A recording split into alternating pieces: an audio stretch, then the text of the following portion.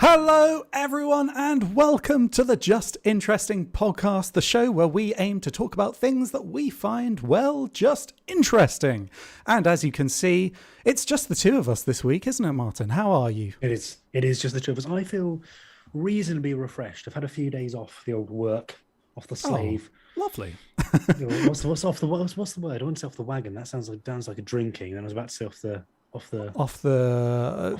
slave to the man was the kind of vibe I'm going. Yeah. You know, I don't know, to be honest. I don't know what you're going for there, but just a holiday, really. Yeah, just a lovely holiday. Right. Nice. Yeah. What have you done to unwind? What have I done? I played some golf. Played 9 holes of golf, which was fun, with my mate who'd never played before, which was even funner. 9 hole-in-ones, I bet. No, unfortunately, I thought I was going to get my first ever hole-in-one. I hit it so close. It was coming into the hole. It landed about 1.5 feet away, and I putted it in for a bit. I got a birdie, so I got one birdie. Oh yeah, sure you did. Yeah. I've got my scorecard. You can have a look. Do you have video of it? Do you have any? Do you have any evidence? Video of myself at a 9-hole golf course. This would be incredibly valuable right now, Martin. It would be. Yeah, no one would believe me. Yeah, apart from my friend who was there. No, but it was good. But we are missing Robin very much. We are. He's on an important mission, isn't he? He's. Well, do you want to let everyone know? Yeah. So we've spoken a little bit in the past about the Holy Grail and its importance, and Robin's taken a keen interest in the Holy Grail itself, and so he's ventured his pilgrimage to not where the Holy Grail is, but of course the site of where Harrison Ford last saw the Holy Grail, which is Petra in Jordan in the Last Crusade. So he's gone to Petra in Jordan to try and find the Holy Grail amongst the ruins. I really didn't have the heart to tell him that those films weren't a documentary. Not real. Yeah. I didn't have the heart. I couldn't do it, Martin. We didn't. We let him go. We let him spend, I know. £246 on an EasyJet flight to go to what's basically a glorified film set. So it's a lot. It's a lot on for an EasyJet flight as well. So yeah. It's probably most. That's what happens when you book last minute, I guess.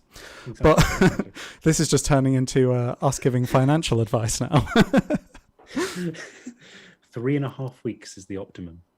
But welcome everyone in the chat to the podcast. We've got lots of people watching, actually. It's great to see some of the regulars here. We've got Liam Mullen in the chat. Good evening, folks. Welcome, Liam. Aaron Lee in the chat. Camera Shy Coco. Doom's in the chat. We've got Hey Now Paulie in the chat, Martin. I've got to say, Robin. I've got to say, Alex, I didn't know there was a chat this time. I didn't know. I'm just taking us live without you even knowing, Martin. Yeah, yes, that's cool. So I'm just going to open up YouTube and have a look at people's comments. But yeah, good to hear and see from you guys. Yeah, let us know. I'm excited about today's topic as well. Oh yeah, no, definitely. This is a topic that I've had in mind for a while, and it's, I don't know, with everything going on at the moment, it's crazy looking at the US military budget and just how massive it is, and wondering, there's going to be a lot of wild speculation on our part in this episode, I think, but just wondering what they're showing off to the public is one thing, but what do they have that they're working on behind closed doors? Because I think that could be very interesting. Yeah. If you're telling us about some crazy stuff that does seem impressive and futuristic and very Black Mirror, what are you not telling us about? Exactly. So I think we're going to have a bit of a speculative session, and also to have a talk about what they are actually creating or supposedly are creating, which would be fun too, because there's some really interesting stuff there. Exactly. It is being made for sure. Yeah, but let us know, everyone in the chat, how you're all doing, and how was the start of your week, and how was your weekends? Let us know in the chat, and if you're listening to this at a later date on a podcast platform of your choice, you may want to consider subscribing to our YouTube channel, Just Interesting, where we're going live with these podcasts, and you can chat with us live and get feedback, directly or give feedback directly. So, it's well worth it, I would say, Martin. Wouldn't you? Can you back me up here? Please? It's well worth it. Like Angelos87, who's saying good morning from Oz. So yeah, good morning. What are you, 11 hours ahead? What would that be? 10 a.m. roughly, maybe? That's good. I mean, right. At least we know the world hasn't ended by then, so that's good to know. Yeah. Was it earlier actually? 11 hours ahead. No, it'd be No, it'd be eight. they're It'd be ahead. 8, right? It'd be 8 a.m. Yeah, they're Yeah, ahead. yeah. They're ahead from us, and then America's behind. Yes. So we're in the middle. Nice. Very nice. Well, Martin, before we get into the main topic this week, we have to discuss what we've learned this week. So what have you learned this week? Absolutely nothing. Oh. No, that would be boring. Okay. That'd be boring, wouldn't it? And it'd make this podcast very short. I mean, I'll because- be honest, sometimes I don't learn anything in a week, but I have to go and find out something for the podcast. Yeah. So it's good, exactly. actually. It's a Well, good, keeps you learning things.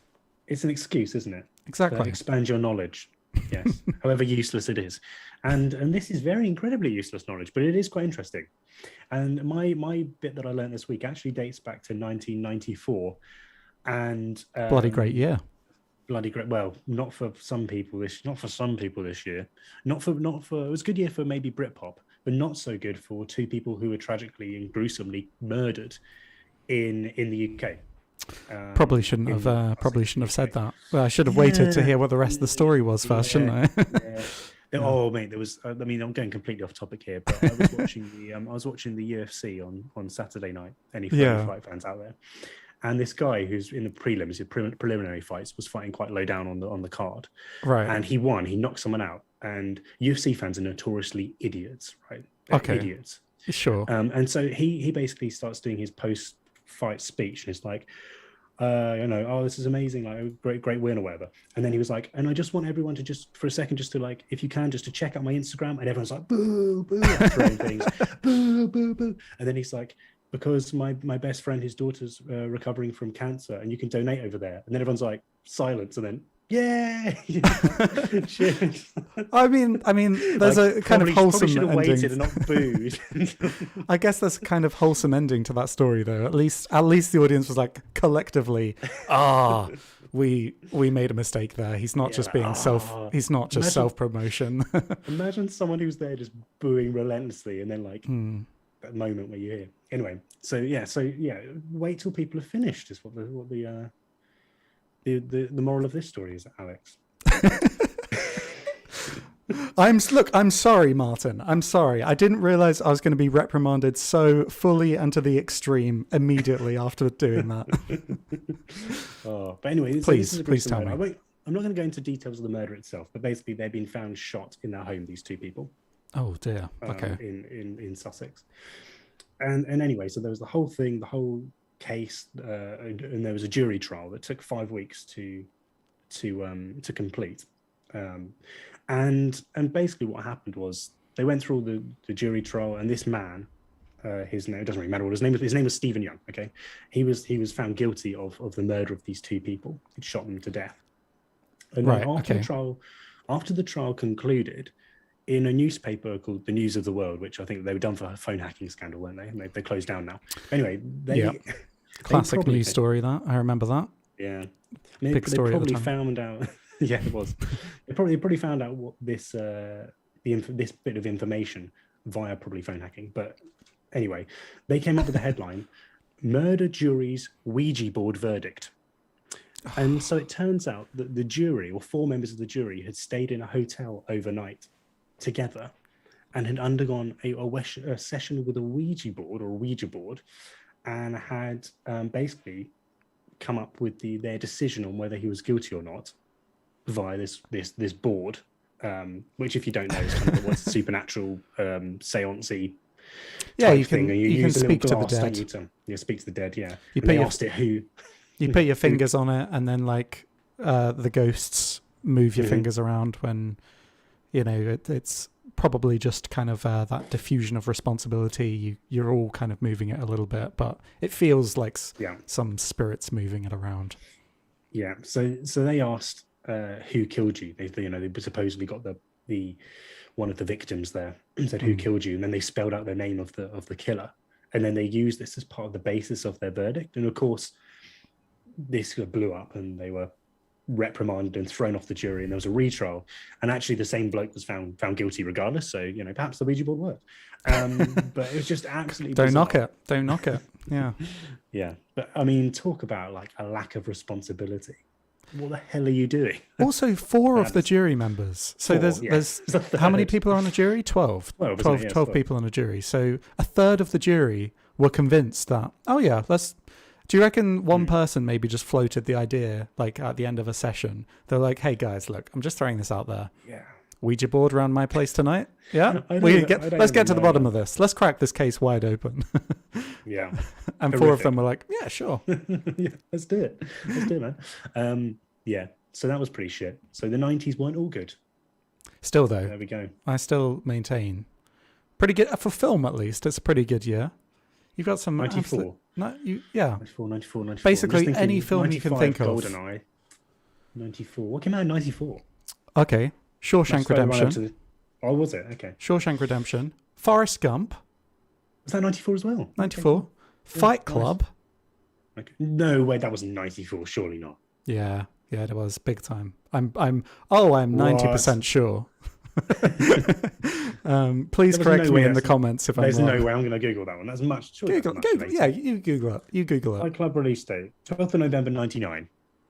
Oh, okay. What was I thinking? No, I'm thinking of Pulp Fiction. Pulp Fiction was 94. You're right. Yeah. Yeah. The Bruce Willis one, space, sci-fi, Fifth Element, Sixth Element. No, Sixth Sense. No, not Sixth Sense. I'm getting confused. It's the Fifth Element. That's what I'm thinking of. Fifth Element. Okay. Yeah. Okay. Cool. Yeah. No, you've listed. I stand mistaken. Great year for I film. stand corrected, like the man in the orthopedic shoe. Hey, nice. Nicely done. Classics are the best. Classics are the best. What about you? What did you learn this week? So I learned of a life hack, a very specific and niche life hack that I imagine won't apply to many people and possibly is probably impossible now. If you find yourself in space. So basically, a man saved a bunch of money, paid off his debts, bought a house, all by eating food at a theme park, Martin. What do you mean? How did that work? How do you buy a house by eating food at a theme park? Well, so millennials. Tips for millennials. So stop eating avocado and go and eat junk at a theme park. For 20 years. So a Californian man named Dylan got his debt under control thanks to an ingenious plan to spend $150. So it was an investment opportunity. $150 on a special unlimited pass at Six Flags Magic Mountain for a year. So Six Flags Magic Mountain did this pass where you pay $150 and that gets you full access to the park. Plus you get 2 meals like comped with your visit and unlimited refills on drinks. So an insane deal, but the idea is... he just ate there for every breakfast, lunch and dinner? Is that the idea? So he'd go in on his lunch break, have lunch, then after work he'd go back and have dinner. And he did that every day for about 7 years, I think. So if you think about the amount they spend on food, not even over the course of a year, but like a month, he spent $150 on his food for the entire year. You can see how much he's going to be saving. Yeah, but is he still alive? Because whenever I go to a theme park, it's like literally, here's like deep fried hot dogs or Burger King. He did say that floss. when he first started, he was not eating the healthiest meals for sure. But he said that you can, amongst all the bad food, you can find little nuggets of nutrition. He said, he trawled through 500 Burger King burgers, taking out the lettuce. He, like a lot of the vegan options, the black bean burgers and meatless meatball subs, that kind of thing. He'd go for tri-tip sandwiches. So, yeah, I mean, I can't imagine he's living a super nutritious life. He must have had to have like some fruit salad every breakfast or something, veggie smoothies or something. But he must live near. He can't be driving there. That'll...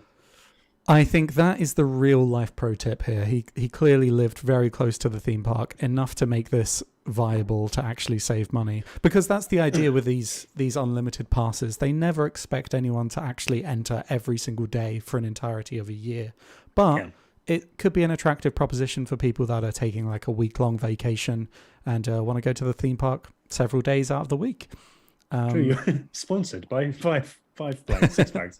Well, I think annoyingly, Dylan may have ruined this scheme because he since like came out with a story about it, and ever since then, I think they've shut down this deal. But this is a life pro tip still, because it may be worth, if you live near a theme park currently, to check to see what deals they have on offer. This is the kind of thing that I wish I could find. I wish I could find this kind of thing that no one else knows about, and I could just be like, oh my gosh, I'm hacking the system, you know. I'm exploiting something that no one knows about. Yeah, it's a bit like when they was it the heart attack grill, isn't it, in Vegas, where they're like, if you weigh over, well, they're probably upping it all the time because it's probably now the average weight of a person, but around 300 pounds, then you eat here for free or something. Yeah. If your BMI is over like 50. But what they do, they're like, well, you can eat here for free, but he's not going to eat here for very long. So, yeah. So there we go. Yeah. They should have it as like, you can eat here for free, but you have to write us into your will or something. That would be dark, wouldn't it? Wow. Yeah, that would be pretty bad. It'd be pretty bad. I had one of the annual passes to all of the theme parks. You know, like the one group owns all of the theme parks in the UK. Oh, do they? It's like I think I think it might have changed. Merlin Entertainment. Yeah. And so they used to own all the theme parks, and I got a pass for a year when I was younger. I must have been about 9 or 10, like prime kind of theme park excitement age. And my parents got it for us as a family, and we went. I'd say we probably ended up going like every couple of weeks. I'd say for that year. So we probably went about 20 times, I imagine. Pretty good. Pretty good. It ends up being pretty good value, but my mum wasn't or isn't really into rides. So it was really my dad and my brother, although of course we did other things too. But yeah, the deals can be good if you use them. What's your favourite British theme park? And this is a question for the chat as well, if anyone's been to any British theme parks. Which one's your favourite, Martin? Yeah. A favourite used to be as a kid, Chessington World of Adventures, yeah. And always thought Park had the worst rides, but now that's been different for about the last 20 years, I think, probably. So yeah, I'd say that Thorpe Park's probably the best for thrill seekers. Alton Towers is pretty good too, but I mean, I imagine that a lot of people watching this have no idea what I'm talking about. So this is immediately alienating any other audience that's not based in the UK. Yeah. No, I mean, I've never been to Alton Towers. I've been to Thorpe Park, but well, let's broaden the idea out. What's the best theme park you've ever attended? That would be a good thing. I mean, I've only been to the UK ones pretty much. Yeah. Have you never been to Disney Orlando, Florida? I've been to Disney Paris, and I was going to go in Anaheim, but I didn't end up going in the end. So I've been to Disneyland Paris, and I was really young. Which is good. Nice. Which is nice. It's good. I mean, the cultural reference to Thorpe Park is definitely the In-Betweeners. If anyone hasn't seen that episode, it is definitely quite something. Yeah, absolutely. It's quite something. Oh, okay, excellent. What about you? You have a question straight back at you. I mean, I'm very fortunate in that I've been to some across the pond in the US. Nice. I'm trying to think what was the best one. I've been to Universal Studios, the what's it called? Adventure one. It's got like a Incredible Hulk roller coaster. That was pretty good. Sounds pretty good. Yeah. I think that's probably one of the better ones. I haven't been to Alton Towers. I've been to Thorpe Park, but I was too young to really. I was a bit of a scaredy cat, so I didn't want to go on many of the rides at that point. So it was a bit rubbish for me. But I'd go back now. Now I'm a big brave boy. Nice, yeah, and enjoy probably some of the smaller ones. No, I don't mind them now. I think there was like one called Thunder Mountain. Space Mountain. Thunder. No, there's one called Thunder Mountain because I was too small when I went to Disneyland for Space Mountain. That was like a big ride. Yeah. And I'm pretty sure that someone died on it a few years after I went. Oh my God. I'm pretty sure someone died on Thunder Mountain in Paris. I'm pretty sure someone did. What was the ride over here in the UK that a bunch of people got like really badly injured on? And that was Alton Towers. That was Alton Towers. That was called the Smiler. Yeah. Some woman like lost her leg, didn't she, on a date? It was her first date, and she like lost her leg, and someone else can't walk or something. Yeah, it was pretty bad. Oh my God, but free nightmare tickets, fuel. Free tickets for life. So, woo! Oh, I'll go back sometime soon. Poor choice of words. I'm pretty sure they didn't get free tickets for life. I mean, they could have had them if they wanted to, but I can't imagine that they would. I bet they would rather Take sue them them off for the on that. money. Yeah, I'll take the money, thanks. I'll take rather the than cash free value, vouchers. actually. Yeah. You can free food for only $150 per year. Shall we go, Martin, to our favourite comments from the past week? Yeah, let's. Okay, well, I mean, I'm just looking through the comments live, actually. I think I've been corrected. MJ says Fifth Element is 97, so egg on my face. I'm wrong about that. Apologies. And Naib Sadiq asks, will we see a return of documentary-style videos on the channel? And we've spoken about this before. Mm-hmm. I'd very much like to. I think the unofficial aim, we haven't really nailed anything down and set in stone, but I think the unofficial aim is to do some filming sometime this summer. Hopefully, because I obviously live on the other side of the country now, annoyingly. Different country. Oh, yeah, different country. But hopefully I can come down and we can film a couple. Any particular areas you'd like to head over to, Martin? I do like the idea of Rendlesham Forest, where the UFO incident took place. Rendlesham would be good, yeah. Rendlesham would be good. Also, up your way, if you don't fancy travelling, it would be cool to go to Loch Ness and speak to people that have mapped out the loch previously. Not so much as in, like, can we find the Loch Ness Monster, but in, like, what are the methods that people have used, and talking to people that actually believe that there's a monster. They, like, really believe it. That would be see really what cool, they have to say, and, like, actually listening to their arguments. That'd be cool. Other than that, I mean, Stonehenge was on the list, but it's kind of been solved now, hasn't it? I'd like to, or actually Robin had this idea before he went off looking for the Holy Grail, which he forgot his camera for. So, I mean, he could have filmed that and made that into a documentary, but oh well, whatever. But he said about finding Dick Turpin in York. We could meet in the middle between, because that's where he was executed, obviously, and where his grave is. So we could maybe travel there and find Dick Turpin. Maybe he's there, yes. Martin. I imagine there's actually a few things around York that we could investigate. It's quite an old and ancient place. It's good though. Have you been to York? I did. I went to York on a school trip when I was 10 years old. York Centre? I've gone past it on the train. That's it. Oh yeah. I've been to that centre. Is that with the Viking poo? Yes. Where you can look at the Viking poo. Yep, I've seen the Viking poo. But again, we're alienating our audience that's not from the UK. But basically, every school kid, it's a rite of passage in the UK to go to this centre in York and look at a Viking poo. I genuinely went on my own. I've got to be honest. I was visiting a friend up in York. I was like, I think I'll just go there. I've been loads of times. I need to get some stuff in town. I was like, cool. I'll see you back in an hour. Went around with that little ride. Yeah, great fun. But there's a haunted village near me. A haunted, like an entire village that's haunted. Yeah. It always comes up on the list of the most haunted places in the UK, and it's right near me. So we can give that a go, see if it's actually haunted.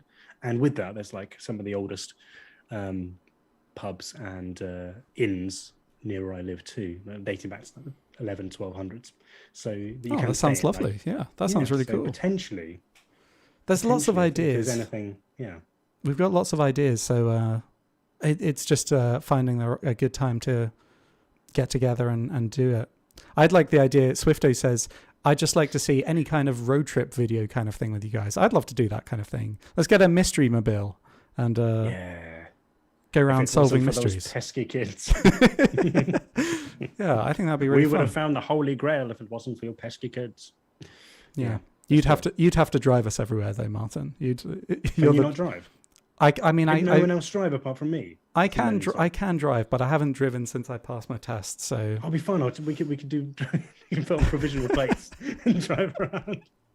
Oh, this sounds good. Yeah, it sounds really fun. It could be good and document the whole thing as well as have like the behind the scenes stuff and then the actual. Yeah. Nice. Like it. Let's do it. We're getting sidetracked here, Martin. Do you have a comment that you'd like to talk about? I did, but have you lost it? Ooh. Oh, I have a little bit. Okay, I'll go for this one from Doom because I know he's in the live chat as well. And Doom says, I definitely watch you guys live reacting to Eurovision. So Eurovision is coming up. It's still upcoming. Yeah. I'm pretty sure it's upcoming. Yeah. Because I was mistaken. I thought it was like ages away, but it's May. There we go. Next month. It's 1 month's time. I can't imagine anyone would want our live reactions more than they'd want Graham Norton's, though.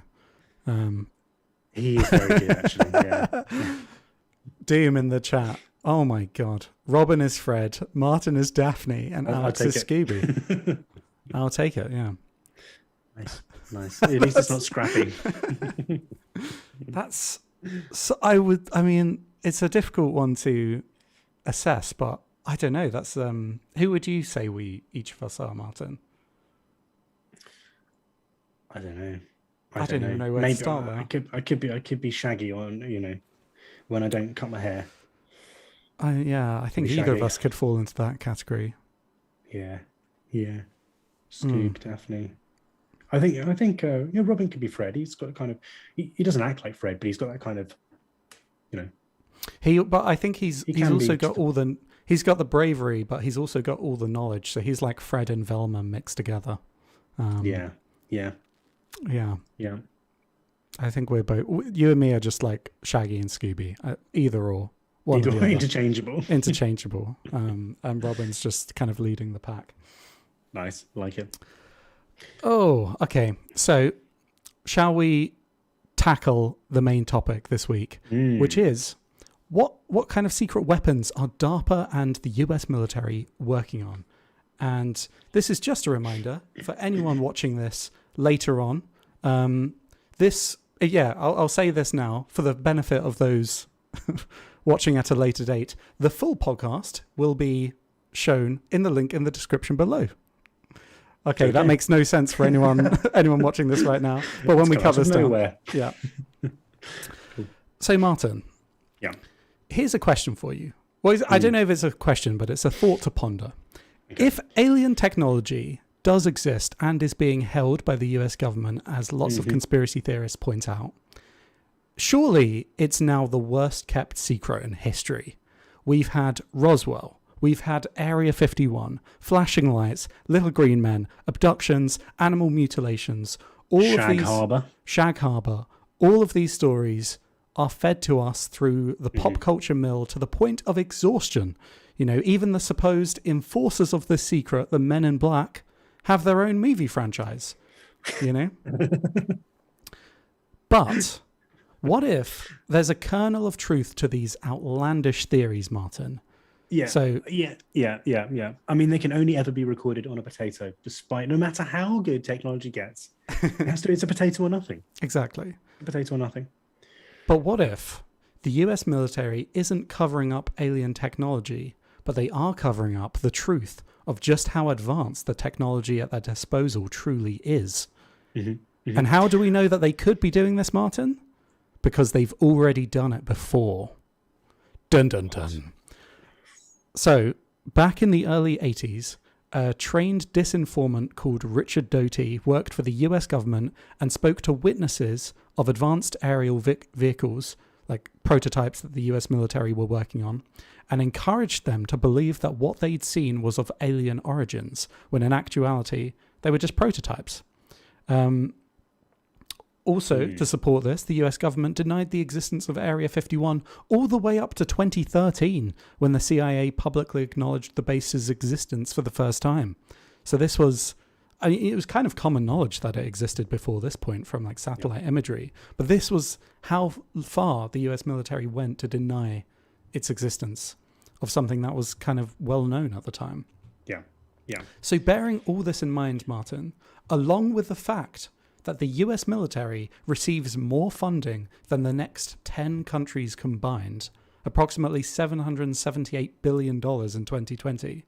The question remains, what secret hidden technology do they have behind closed doors?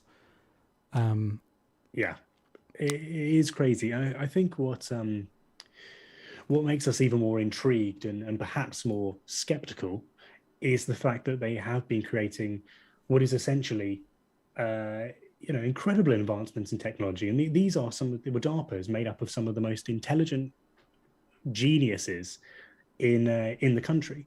And so some of the stuff that they've already made that isn't classified has been so amazing that it makes you think it's not a huge leap to think, okay, what could they be creating beyond this? And you look at programs, I mentioned it earlier, but look at programs like Black Mirror, and you see the technology that's been created, and you think, okay, well, that's only a couple of years ago, but a lot of that technology has either developed further or has come true. We're not that far off a lot of the more fantastical things that people think that the US military is creating behind closed doors. It's not a huge leap.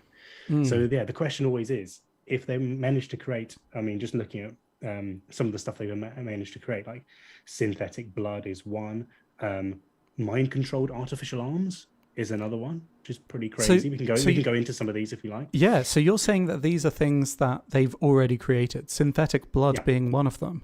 Yes. Morbius is happening, Martin.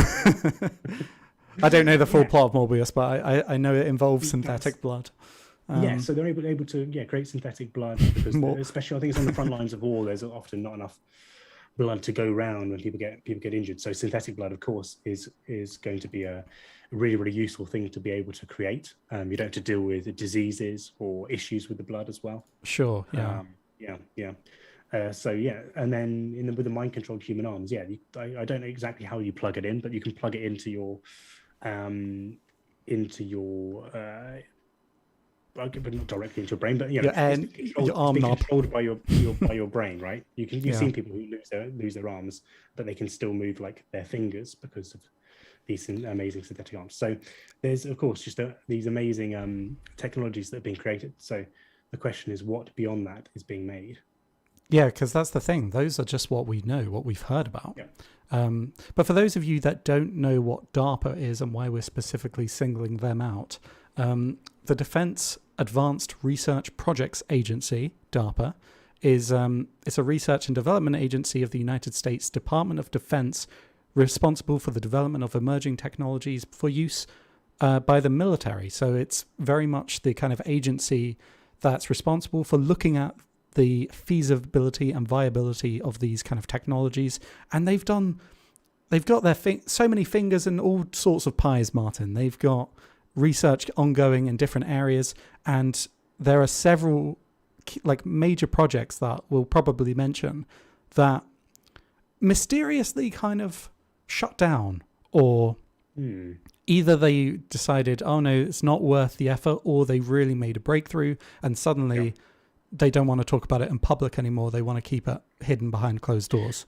Yeah, I mean, it's one of the things that really strikes me from the off is the fact that I imagine they're working on hundreds of different projects, or have worked on hundreds of different projects, but so many of these are either quite widely known about or are like, a not very well kept secret. Yeah. And as you say, like, if there's a huge breakthrough in actually, the creation of say, robot insects, which is one thing they've been working on, led to the creation of a particular weapon that they wanted to use in warfare that was, more secret and covert. It's like, at what stage do you stop talking about the robot insects because you don't want the your further research to get out, right? So yeah.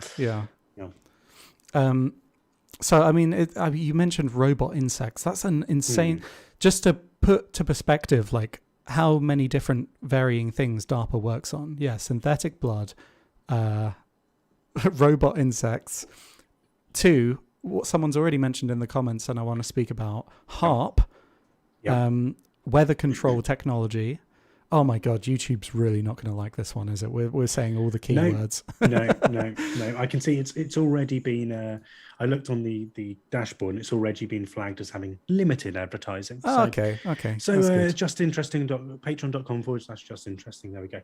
COVID-19 as well. With the vaccines, they experimented with different aerosol treatments, I believe, as well. That was another thing that they were looking into. So it's not just fantastical stuff. It's real life, real world application treatments for medical issues too. Yeah. So shall we speak about one of these in particular and speculate wildly about whether they've developed it? The one that we've spoken about before that I feel like deserves more of a mention is Project HARP. the High Frequency Active Auroral Research Program. This has had numerous conspiracy theories surrounding it over the years, including Hugo Chavez, who said that it was responsible for the Haiti earthquake, I think, in 2010. Is it 2010? But so this is a research project set up in Alaska with the aim of studying the ionosphere, because I think they set it up here because that's where a lot of kind of, you see the what they call the green lights in the sky, Aurora Borealis. Yes, Aurora Borealis. You see them a lot, and they wanted to study like sending radio waves into it or something like that. But there's a lot of conspiracy theories surrounding it, saying that they are actually controlling the weather with this technology. And I think this project, or the US Air Force noted Congress that they were going to shut down HARP in 2014. And obviously this is a recurring pattern that you see with DARPA-related projects, which HARP was. DARPA invested in HARP, along with a university that helped set it up as well. Yeah, jointly funded by the US Air Force, the US Navy, the University of Alaska Fairbanks. Alaska, wasn't it? Yeah. And the Defense Advanced Research Projects Agency, DARPA. So, yeah, what do you think, Martin? Do you think they shut this down just because they got everything they needed from it? Or do you think it was because they uncovered weather control technology? Yeah, I mean, it wasn't the idea that there were some environmental issues, weren't there? That they were worried about it, affecting like the local climates and stuff. So they didn't want to do that. Because, but of course, there's a lot of theories about what it could cause as well, like floods, hurricanes, droughts, and earthquakes, as you say. So, I mean, what would be the benefit of closing this down? Is it too expensive, or has the funding gone? Or do they want to divert that into something else? Well, you look at how much funding they have, the US military spending budget, and you're like, well, money is probably not an issue, and it's pretty much a blank check when it comes to DARPA, and they basically have a pool of funds that could be used for whatever they like. So I'd say that on a financial front, there's no reason to shut this down. Could they have uncovered something that has other, more deadly applications, like being able to cause floods, hurricanes, earthquakes, etc.? And that's the reason why they wanted to keep it under wraps, because if other militaries get a hold of this technology, then it could be catastrophic, and perhaps that's the case. So you've got to think about why they'd want to shut this down and why they'd want to keep it going. And from the monetary point of view, there's no reason for them to shut this down. So I don't know. My gut feeling is that it's still going in some capacity, but it's probably being scaled back. But we haven't heard much about it, and that's the thing. Like nowadays, as we've seen with the announcement that UFOs exist. Do you remember that? It was almost a couple of years ago now. That was a pretty amazing announcement. The US government and other governments around the world just declaring that UFOs actually exist now, something that they would never have said previously. Certainly not before the declaration that Area 51 exists. So you think that something might have come out about HARP. but they do. I think they allow people to still go around the university facility. I think they're quite open about it. Yeah, they give tours and stuff. So the question is the research being conducted elsewhere? Have they just moved their sites and continued, stage 11 of the research? I mean, honestly, it may be a little bit of a comfort if everything with climate change is going to start ramping up, that we could just change the weather at will. That'd be lovely.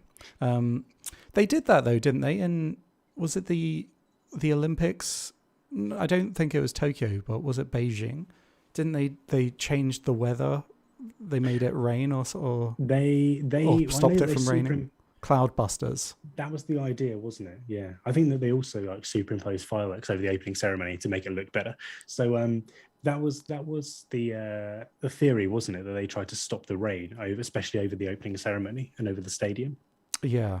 So I mean, in a very small kind of way, weather technology is a thing that does exist, but there's certainly very little evidence that this has been used or weaponized at the moment that I can find anyway. It's basically wild speculation. I don't think there's any actual direct evidence to suggest that this is in operation and causing widespread famine around the world. But hey, if anyone in the comments can prove me wrong, I'd be keen to hear what you've got. I mean, the other issue that definitely comes up about a lot of the scientific conspiracy theories that come up is that something like HARP, of course, is run by dozens, if not hundreds, of geniuses who know all about this technology and know about the science behind it.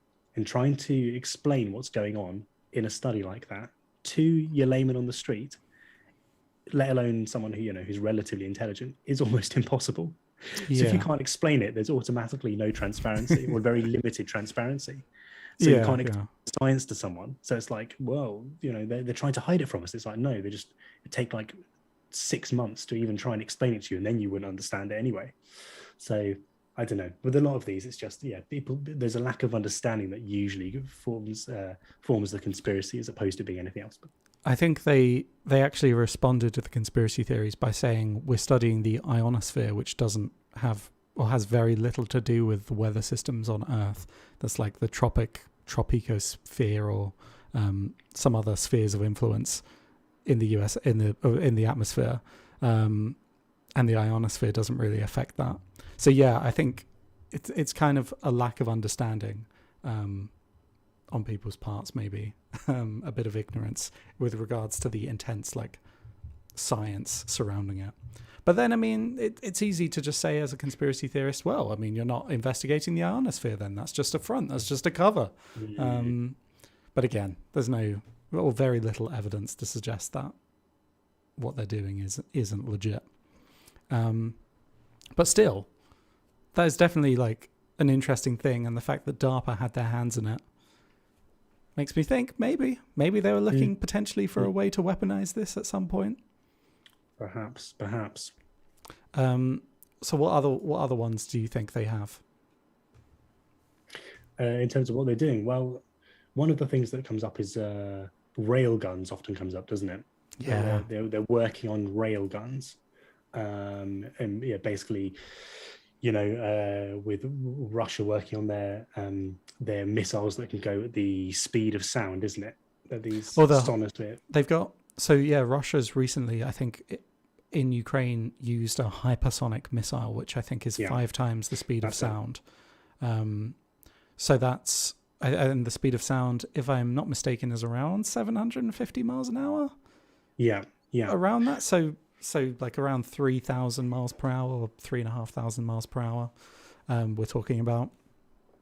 And isn't the theory is that they're working on railguns that could be up to 7 times the speed of sound? So a much more advanced technology than even the Russians, but it hasn't been confirmed that this is the case, or it's still undercover, under wraps. But of course, it'd be an extremely disruptive weapon.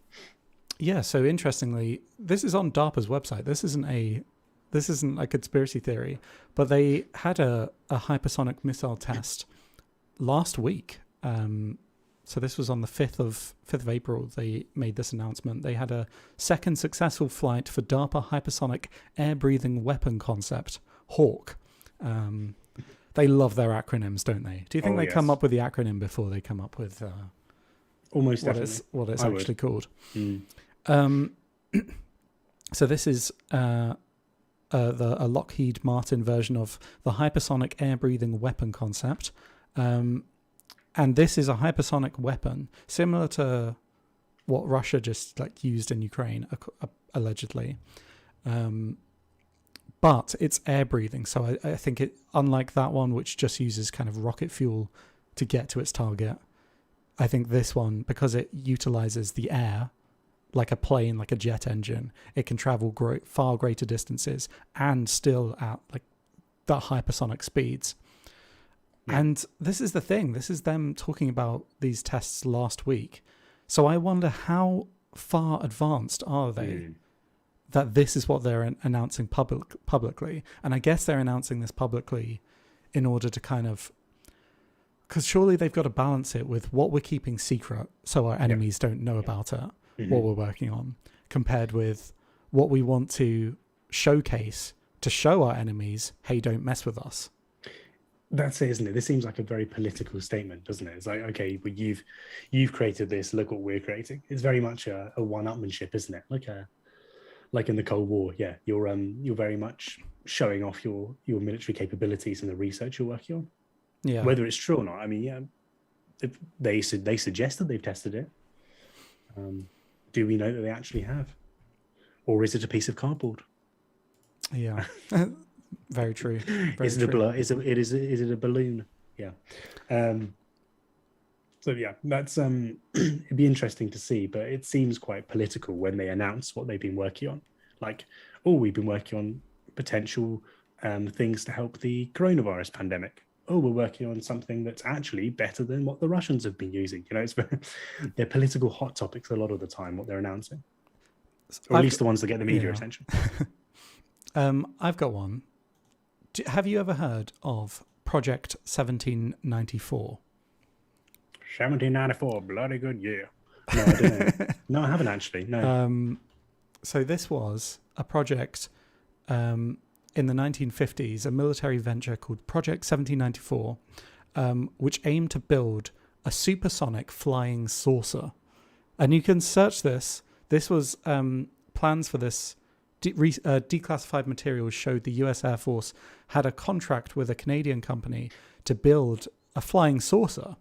And there are demos of this that you can see online of like a disc-shaped craft flying about. It looks pretty wobbly. It looks pretty unstable.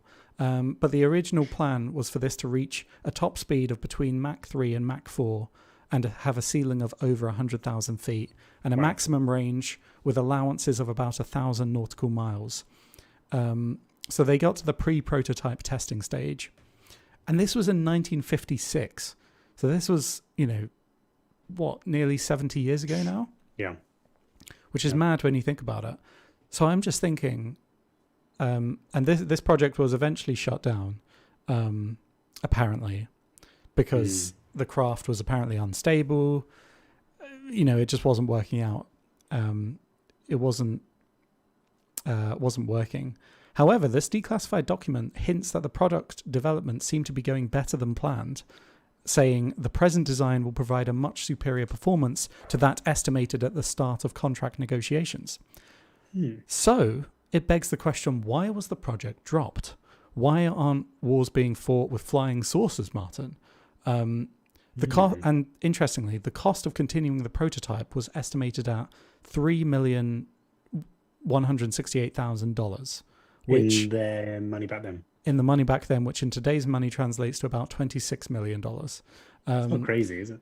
Well, given that the US has a military budget of above $750 billion, there's nothing. There's literally nothing. So the question is, why did they stop investigating this? And then I would put forward to you, what if they didn't stop creating this project? Yeah. What if these UFO sightings that have been confirmed in the last couple of years, YouTube is really not going to like me after saying all this. But the Tic Tac UFO and a couple of military UFO sightings. What if that wasn't,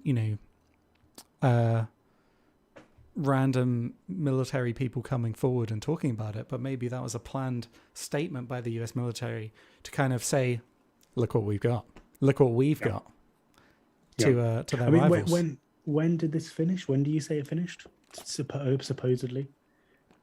It finished in 1960. That's when the military finally pulled the plug. I mean, to be a skeptic, please do. It was in the 70s where they started coming up with the concept for the stealth aircraft and stealth bombers. Maybe they just realized that a UFO shaped cylindrical type aircraft just wasn't as viable. It wasn't as quick. It wasn't as aerodynamic. It wasn't as good. As something more stealthy. It's very true. No. Shit. This is not aerodynamic at all, guys. This is a waste of energy. It's terrible design. I mean, it goes against all kind of principles of aerodynamics, I think. Not that I know those principles. I'm not, aeronautical engineer. I was thinking about that when saying about HARP as well. I was like, yeah, no, it's just the science is just really complicated, and just for layman's people just don't understand it, including us. I'm Clearly. more than confident enough to express my ignorance on the topic. Yeah, absolutely. But it's I find it interesting though, like all those actual, flying saucer UFO sightings that you hear about. Maybe this could be it. I mean, you've got those. There's all those UFO sightings that people see of triangular shaped or arrowhead UFO sightings, and that's just a stealth bomber. They've just seen a stealth bomber, right? Like, if you look at a stealth bomber in the sky and you didn't know what a stealth bomber was, I'd be like, that's a UFO. That's an alien spacecraft I've just seen. The whole... It's literally a triangle arrowhead. That's got to be what people have seen. I mean, imagine a few years ago, say 20 years ago, seeing a drone in the sky as well, or maybe 30 years ago, seeing a drone and just being like, what on earth is that? Like, it looks like some kind of bug. Unless you're in the know, you'd be like, that's not a standard aircraft. Yeah. That's not something that's used commercially and for killing people. Yeah, I mean, the technology always is moving so fast, isn't it? That something that we see as so regular and normal it's just so out there a few years back. I always think about that, again, off topic, but I always think about that watching A Space Odyssey. And there's a bit where they're on the spaceship and they use what's essentially an iPad to call home, a video call. And it's amazing just to forget that video calls like that did not exist. Because now you're like, oh yeah, no, they're just calling home. Yeah, it's cool. Whereas that, they'd be like, what the hell? Like, and it's the same, isn't it? When talking about all kinds of technology, what's a UFO and what isn't? Maybe we'll never know from now on because everything just seems like modern technology. Yeah, a lot of the things in Space Odyssey, thinking about it, like the scientific, like sci-fi elements, they seem to have aged quite well. I feel like. I mean, the AI come true. Hopefully that won't come true. But yeah.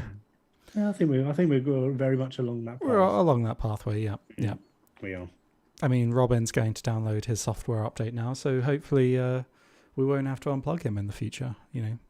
True. Daisy. Robin.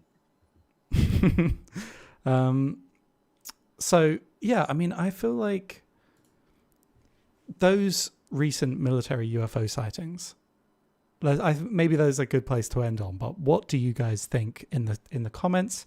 And Martin, do you think that is an extraterrestrial of some kind? Because I've always thought it seems like maybe it's just some kind of incredibly advanced military technology that we just don't know about.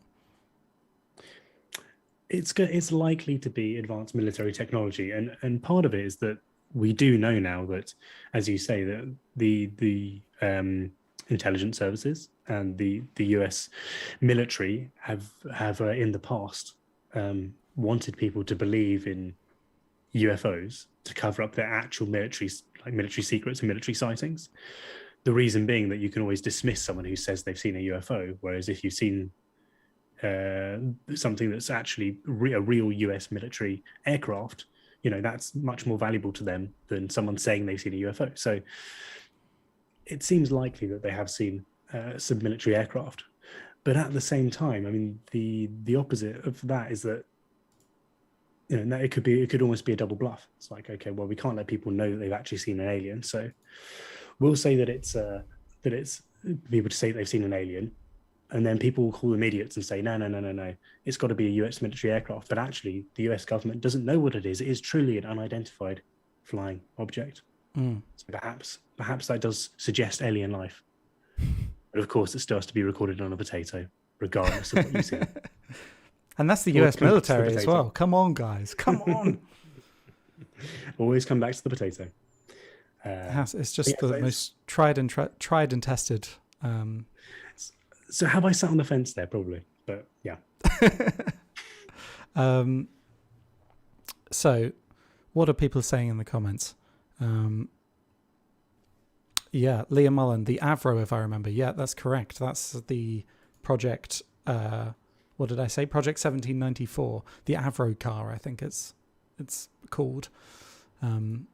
Yeah, definitely an interesting project to look into. Yeah, it's an interesting one, Martin. But I'd be interested to hear what people think about this one in the comments. Baron has a good one. The US government tends to declassify documents of projects 30 to 50 years later, so your theories will finally be proven right around when Alzheimer's is kicking in. Yes. Oh God. Yeah. Oh my gosh. They're old and confused. No, they know the truth. Well, at least we've got this documented now. People will know that we were right, Martin. I mean, that's if YouTube is still around in 30 to 50 years. It's kind of scary to think that it might be in a way. Yeah. I know. Yeah. Documented forever.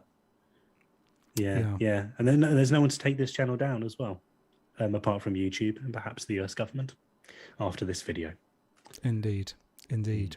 Well, sadly, Martin, we don't have a quiz this week because it's just the two of us. Although seeing how many people are watching right now, I feel like it's wrong that I didn't prepare one for you to take on everyone in the audience. That could have been fun. I'll fight you all. But possibly bad listening for people listening to this podcast at a later date. True. That's a good point.